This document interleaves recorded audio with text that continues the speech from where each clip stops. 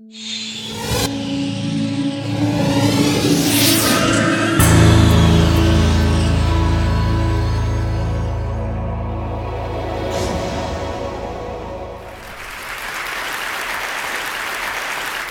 day, a one-eyed monkey came into the forest. Under a tree, she saw a woman meditating furiously. The one-eyed monkey recognized the woman ascetic. She was the wife of an even more famous Brahmin. To watch her better, the one-eyed monkey climbed onto the tree. Just then, with a loud bang, the heavens opened, and the god Indra jumped into the clearing. Indra saw the woman ascetic. The woman paid him no heed. So Indra, attracted, threw her onto the floor and proceeded to rape her.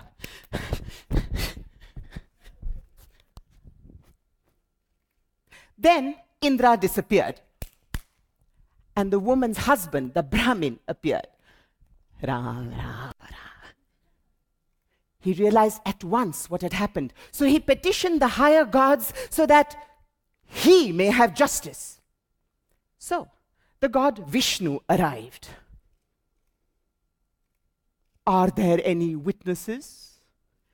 Just a one-eyed monkey, said the Brahmin. Now, the one-eyed monkey really wanted for the woman ascetic to get justice, so she retold events exactly as they had happened.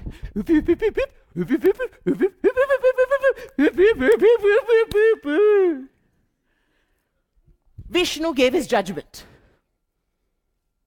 The god Indra has sinned, in that he has sinned against a Brahmin. May he be called to wash away his sins.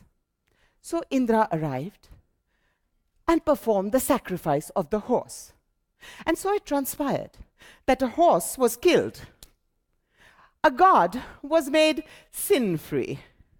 A Brahmin's ego was appeased. A woman was ruined. And a one-eyed monkey was left whoop, whoop,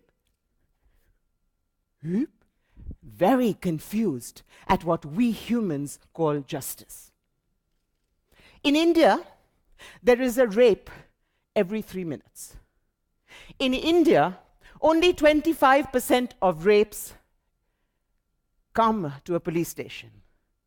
And of these 25% that come to the police station, convictions are only in 4% of the cases. That's a lot of women who don't get justice. And it's not only about women. Look around you, look at your own countries. There is a certain pattern in who gets charged with crimes. If you're in Australia, it's mostly Aboriginals who are in jail. If you're in India, it's either Muslims or Adivasis, our tribals, the Naxalites. If you're in the US, it's mostly. And the Brahmins and the gods, like in my story, always get to tell their truth as the truth. So have we all become one-eyed, two-eyed instead of one-eyed monkeys? Have we stopped seeing injustice? Good morning.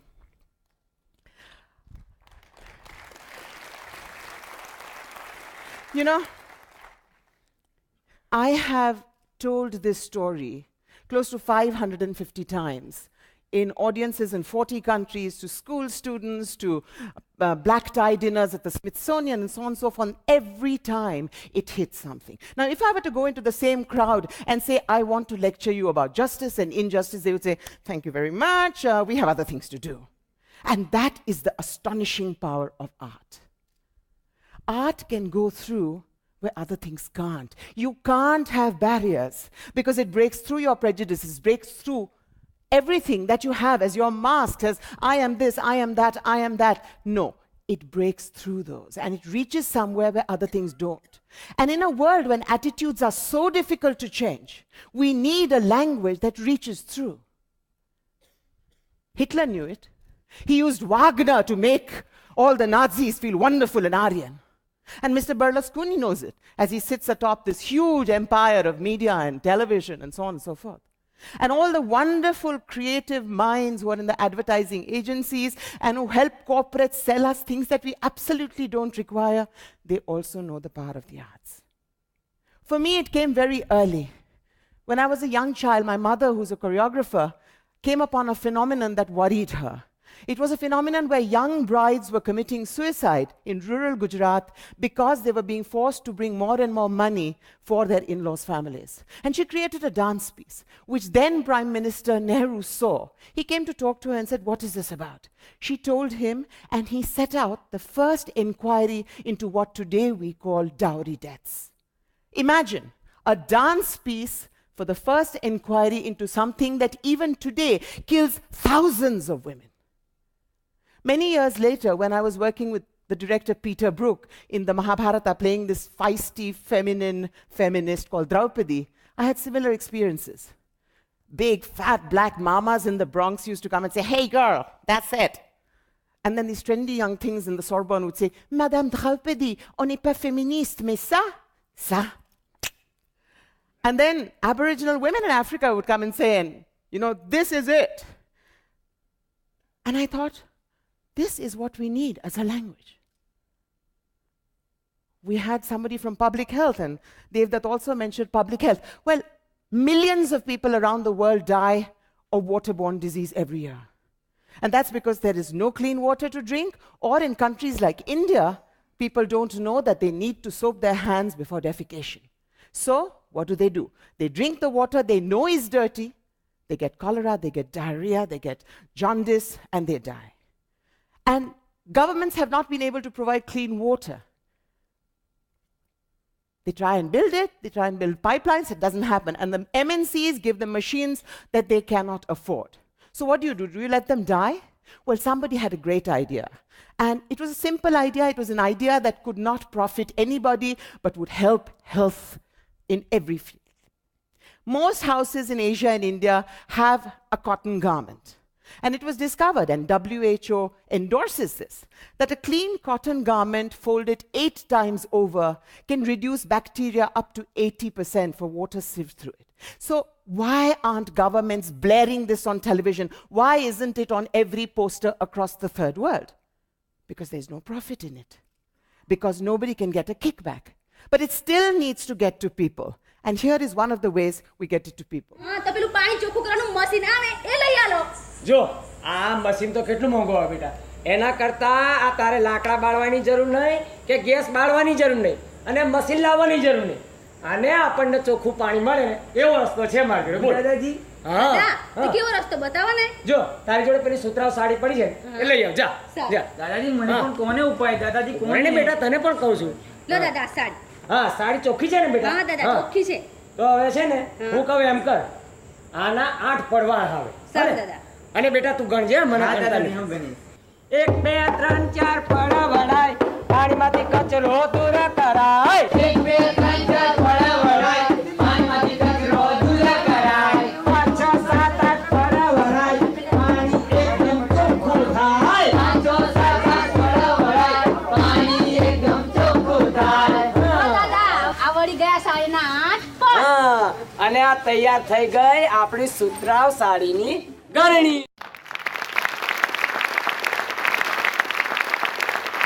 I think it's safe to say that all of us here are deeply concerned about the escalating violence in our daily lives. While universities are trying to devise courses in conflict resolution and governments are trying to stop skirmishes at borders, we are surrounded by violence, whether it's road rage or whether it's domestic violence, whether it's a student killing, whether it's a teacher beating up a student and killing her because she hasn't done her homework. It's everywhere.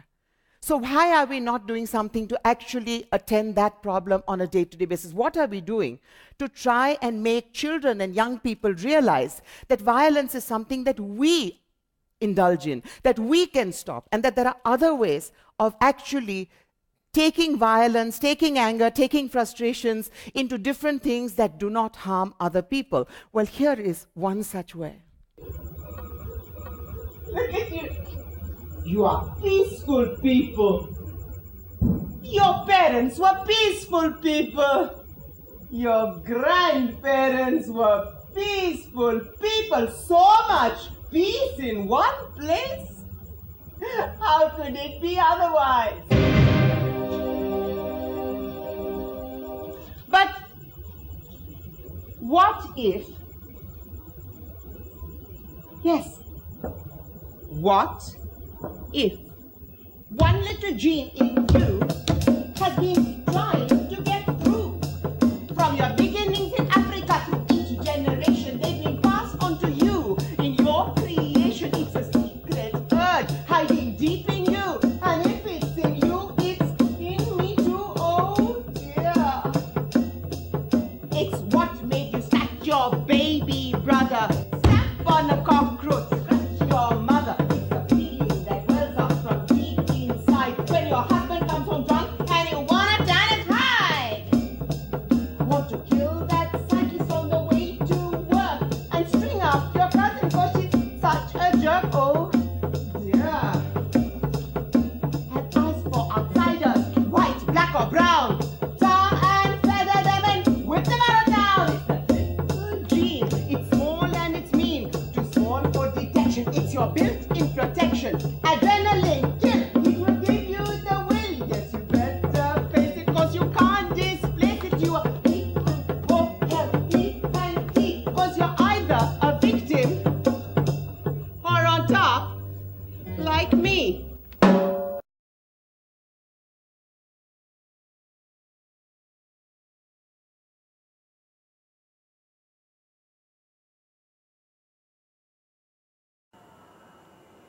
Goodbye, Abraham Lincoln. Goodbye, Mahatma Gandhi. Goodbye, Martin Luther King. Hello, gangs from this neighborhood killing gangs from that neighborhood.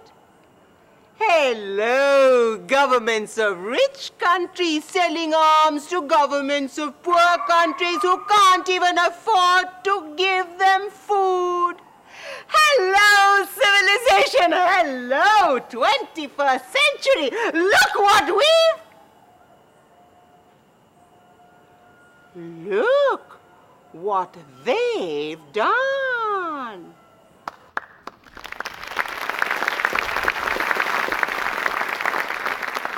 Mainstream art, cinema has been used across the world to talk about social issues. A few years ago, we had a film called Rang De Basanti, which suddenly spawned thousands of young people wanting to volunteer for social change. In Venezuela, one of the most popular soap operas has a heroine called Crystal. And when on screen Crystal got breast cancer, 75,000 more young women went to have mammographies done. And of course, the vagina monologues we know about. And there are stand-up comics who are talking about racial issues, about ethnic issues. So why is it that if we think that we all agree that we need a better world, we need a more just world, why is it that we are not using the one language that has consistently showed us that we can break down barriers, that we can reach people? What I need to say to the planners of the world, the governments, the strategists is, you have treated the arts as the cherry on the cake. It needs to be the yeast. Because any future planning, if 2048 is when we want to get there, unless the arts are put with the scientists, with the economists, with all those who prepare for the future badly, we're not going to get there. And unless this is actually internalized, it won't happen. So what is it that we require? What is it that we need? We need to break down our vision of what planners are, of what the correct way of a path is, and to say, all these years of trying to make a better world and we have failed. There are more people being raped, there are more wars, there are more people dying of simple things. So something's got to give. And that is what I want. Can I have my last audio track, please? Once there was a princess who whistled beautifully. Her father, the king, said, "Don't whistle." Her mother, the queen, said, "Hi, don't whistle." But the princess continued whistling. The years went by, and the princess grew up into a beautiful young woman who whistled even more beautifully.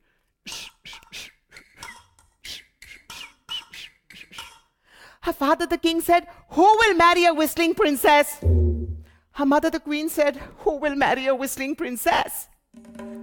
But the king had an idea. He announced a Swayamvara. He invited all the princes to come and defeat his daughter at whistling. "Whoever defeats my daughter shall have half my kingdom and her hand in marriage."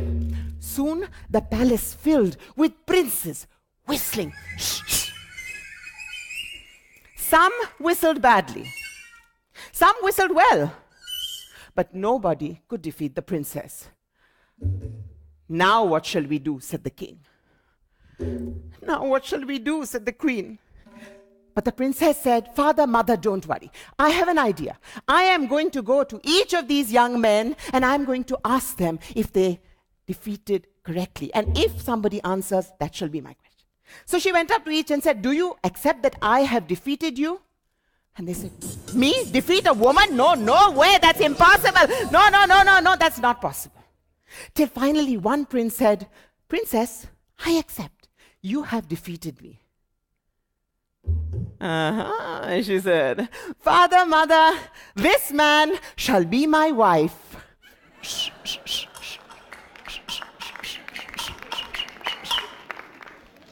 Thank you.